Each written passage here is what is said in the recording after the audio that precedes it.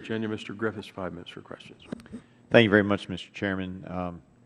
I want to highlight a real-life example. My 83-year-old mother reports that her rates have risen for Medicare Advantage plan. In order for her to keep the policy that she has and likes, she's now paying higher rates. When Secretary Sebelius was here in April, she claimed Medicare Advantage rates were decreasing nationwide. So I did a survey in my district, and we found that more had their rates going up, not a huge amount. As Mr. Baker testified, the biggest group, or a bigger group, was those who stayed about the same. There were a couple of folks who reported that their rates had gone down. I'm just wondering, Mr. Holtz-Eakin, is this the case from your perspective nationwide, that the Medicare Advantage rates are going down, as Secretary Sebelius testified earlier this year? We can get back to you with the data, but I don't think those are the facts.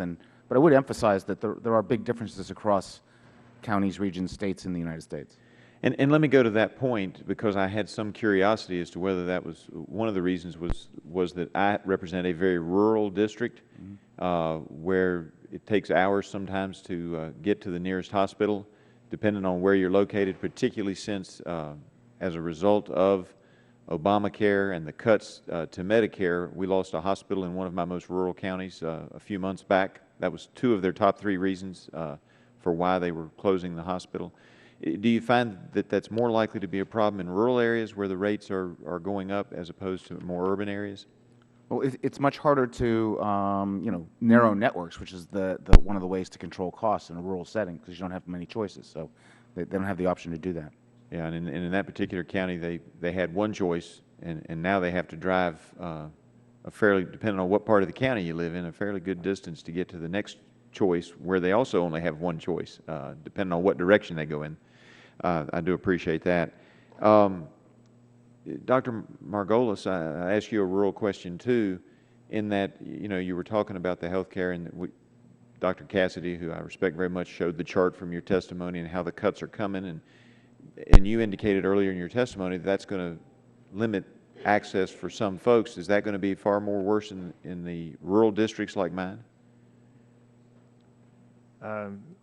I think that it's predictable that cuts will affect rural areas where there's fewer choices, right, than the urban areas where there's more competition, but I can't say that I have evidence to support that. Sure. But common sense would lead us to that conclusion, would it not? Yes. Ms. Gold, do you want to disagree? Yeah, because the ACA has the lowest payment counties actually benefiting. In some of the rural counties, they're going to continue to have 115% of fee-for-service. So I don't think it's payment in rural areas. I agree there's a lot of problems in rural areas with managed care and getting it set up. But I don't think it's the payment changes per se that are causing the problem. So you would disagree with the folks who just had to close the hospital in Lee County, Virginia, and you would tell them that they were mistaken in looking at their numbers? No, I'd say that they have a real problem, but it's not the ACA. Well, unfortunately, 2 out of the 3 things that they listed as the problem, the other one was the war on coal, in essence, the downgrading of the economy in our region, also responsible to this administration. But the other 2 things they listed were the ACA and the cuts to Medicare. So 2 out of the top 3 have hurt my people, and obviously I'm very concerned about it. Now I think it's going to affect perhaps the folks who are the elderly, also disproportionately represented in the rural areas of my district. Mr. Holtz-Eakin, in that regard, you indicated that we shouldn't be looking at these Medicaid Advantage rates or Medicare Advantage rates based on 2013, but we should be looking to the future. Can you explain that more fully? Well, I'm concerned that the current experience has been masked, as the Chairman mentioned at the outset, by the demonstration program, the Medicare Stars demonstration program, which I'll just take this opportunity to say not all MA plans are uniformly wonderful. It's a good idea to have a Stars program to rate them. The demonstration program is not a good program. It does not reward good performance, and it needs to be reformed so that it actually does. But that plowed $8 billion in and disguised the genuine financial future of Medicare Advantage for the near term. Well, and I appreciate that.